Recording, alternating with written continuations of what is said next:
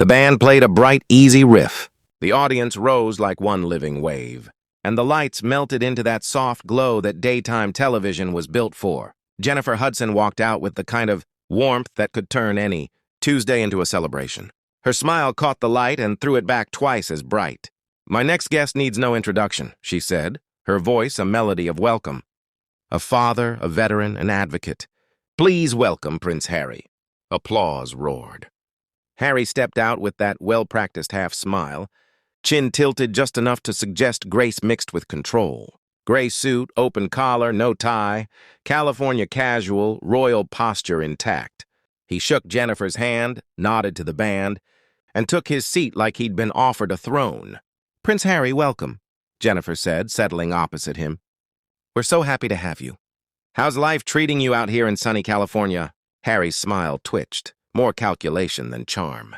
"California's efficient," he replied. "I can get from purpose to outcome without a motorcade getting in the way." The audience chuckled politely. Jennifer grinned back, playful.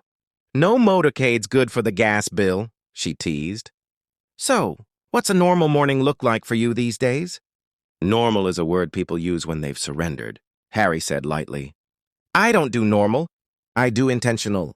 Jennifer's eyebrows lifted, but she kept her grace. "Intentional is good," she said smoothly. "You've been intentional about mental health and veteran support. Tell me about the project that's close to your heart this week." Harry steepled his fingers.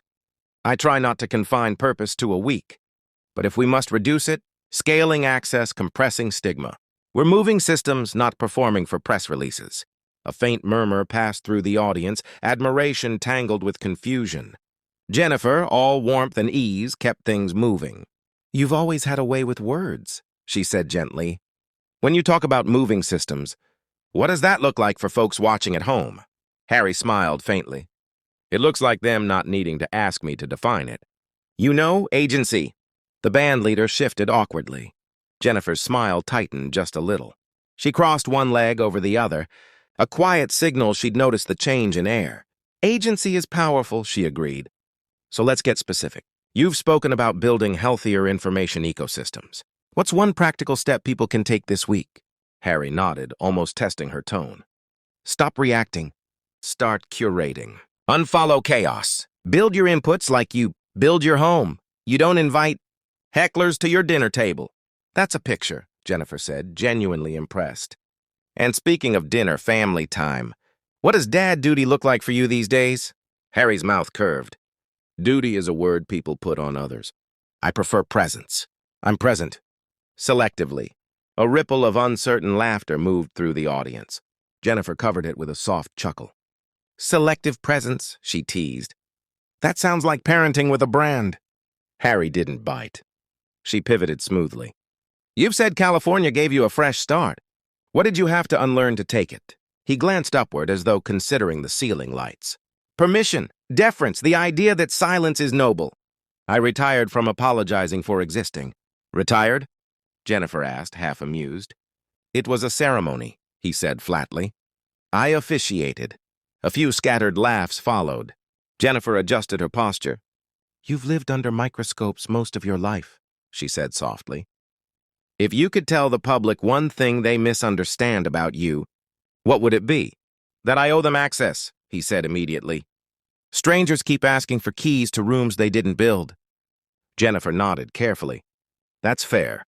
But sometimes access helps people understand the why behind the headlines. For example, your foundation—" He cut in, still smiling. "People who need the press release aren't close enough to the work." The tension thickened. Jennifer placed her hands on her knee, palms open, a peace offering. "Let me put it differently," she said kindly. "Is there a story or moment that reminded you why you do what you do?" "There are many," Harry said. "I just don't convert them into daytime clips." The words landed like a slap wrapped in silk. The crowd hesitated before clapping, unsure if they were supposed to. Jennifer's smile stayed bright, but a shadow passed behind her eyes. "Understood," she said softly. "But stories can be sparks for courage. Don't you think?" "Or siphons," he said, smiling without warmth. That smile, the one that said he knew exactly what he was doing, hung in the air. Jennifer reset, voice steady. Let's talk about boundaries. What's a healthy boundary you wish you'd set earlier? He leaned in slightly, answering only questions asked in good faith. The audience half laughed, half held its breath. Jennifer blinked slowly, then smiled again, patient and practiced. Then here's a good faith question, she said. When you talk about institutions, it can sound sweeping. Is there anything you still admire about the world you left behind? Harry's voice cooled. I admire endurance, even when it's misplaced. And the people? Jennifer asked softly. Any relationships you'd want to mend? I don't mend things that still cut, he said. I replace them. The temperature dropped. Jennifer inhaled, then spoke carefully. One last before the break. You talk about owning your narrative. For anyone watching who feels small today, what's one practice you swear by? Stop feeling small, Harry said. Stand properly. Edit your circle. Decline anything that dims you. If that offends people, they were furniture. A shocked sound rippled through the audience. Jennifer's smile softened, but her eyes sharpened. That's decisive, she managed. All right, we'll be right back. The music swelled. The wide shot rolled. But even through the bright brass, everyone could feel it. Something had cracked. When the cameras came back, Jennifer was all glow again, but the tension hummed just beneath the set's surface. So, she began smoothly, let's talk about service. Your grandmother, Queen Elizabeth, often spoke about duty as a calling. What does service mean to you now? Harry tilted his head. People love to dress that word in ceremony. For me, service is not wasting time. If I invest in something, it's because it deserves me. A few gasps whispered through the audience. Jennifer nodded, still gracious. That's an interesting definition. What kind of service feels worth your time? Ones that move the needle, he said. Not ribbon cuttings. Not photo ops, systems, big levers. If people don't understand the scale, that's their limitation, not mine. Jennifer's smile barely held. Of course, she said softly. But sometimes small stories matter. 2, a single veteran helped. A single child given hope. Hope is sentimental, Harry said flatly. Transformation is measurable. The air thickened. Jennifer tried another pivot. You've mentioned driving your son to school. What's one parenting moment that made you laugh recently? Parenting moments are private currency, he said. I don't spend them here. The silence deepened. Jennifer's fingers tightened on her cue cards, but her tone stayed gentle. Even just a small story? I laughed yesterday, he said, at how obsessed everyone is with trivial details of my life. That enough of an anecdote? A few nervous laughs. Jennifer's smile wavered, then steadied. People feel connected to you. That curiosity comes from admiration. Harry raised an eyebrow. Admiration is projection. They don't know me. They know a mirror. The tension was now visible like heat on glass. Jennifer leaned in slightly. You've spoken about mental health. What advice would you give someone struggling right now? Harry's voice softened, just a little. Stop waiting for advice. Advice is dependency dressed up as wisdom. Get up, change your inputs. No one's coming to save you. The room shifted, half inspired, half uncomfortable. Jennifer nodded slowly. That's very direct. But sometimes people need encouragement, not just instruction. He shrugged. Encouragement is a crutch. Hosts like you hand it out to keep audiences clapping. I preferred truth. The applause light blinked. Only half the crowd obeyed. Jennifer's jaw set gently. Prince Harry, she said quietly, truth and kindness can live in the same sentence. Don't you think? Harry's tone sharpened. Kindness is optional. Clarity is not. That's why I left where I left. Too many smiles, not enough honesty.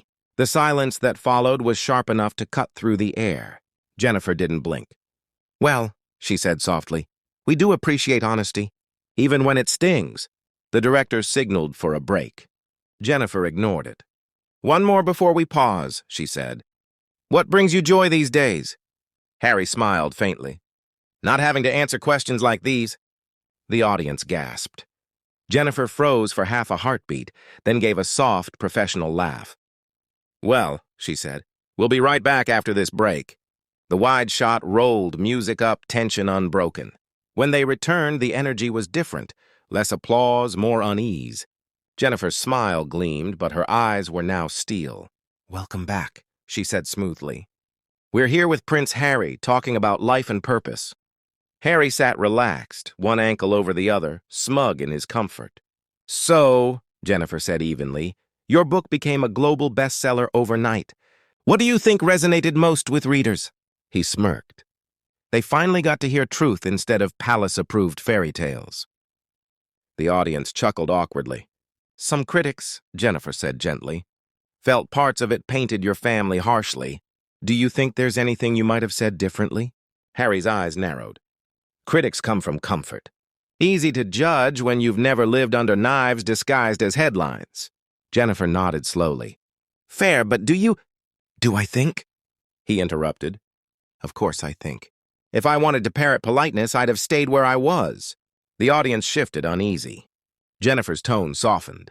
Sometimes people just want to connect with the man behind the headlines. Can you share something light? Something joyful? Harry smiled without humor. Joy isn't for public consumption. I'm not here to perform. Jennifer exhaled quietly. All right then, she said. Let's talk legacy. Your mother, Princess Diana, left an incredible mark on the world. How do you carry that forward? Harry's face hardened. By not reducing her story to anecdotes on a talk show couch. Gasps spread through the crowd. Jennifer's voice softened. I mean no disrespect. People loved her deeply. They want to feel her spirit lives on through you. Harry's eyes flashed. Her legacy lives in my choices. Not applause. Jennifer held his gaze, smile still present but fragile now. Let's turn to the future, she said evenly. You and Meghan stepped away from royal duties. Some admire that, others don't understand. What do you say to those who think you walked away from responsibility? Responsibility isn't medals and balconies, he said sharply. It's protecting my family. I don't need strangers' approval for that. Jennifer nodded slowly. But you've stepped into media deals and documentaries. Some might say that's not stepping away, it's stepping into a new spotlight. Harry smirked. And some might say the sky's green. People talk because they can't imagine courage. Jennifer's voice cooled. What would you say to those who feel you've traded one privilege for another? Harry didn't hesitate. None of their business. If they want to discuss privilege, start with their own. The audience reacted audibly this time. Shock, discomfort, disapproval. Jennifer straightened in her seat. People look to you as an example, she said softly. That's why they ask. Harry leaned back. Examples are for textbooks. I'm not a case study. I'm reality. Jennifer inhaled deeply, her smile barely holding. Prince Harry, she said with quiet strength, people admire authenticity, yes. But humility is part of leadership. Would you agree? Harry's gaze was steady. Humility is overrated. It's demanded by people without achievements of their own. I prefer authenticity over false modesty. The audience gasped again, louder now. Jennifer smiled tightly, eyes bright with controlled fire. All right, she said. We'll take one more short break. As the music played, the cameras pulled wide. But every face in that studio knew what they'd just seen. Not a conversation, but a collision. Jennifer Hudson sat perfectly still, smile like armor. Prince Harry sat across from her, proud, untouchable, and utterly unaware that in trying to control the story, he'd lost the room. And when the lights dimmed for the break, the audience didn't breathe. They exhaled. They'd come expecting California sunshine. What they got was a royal storm.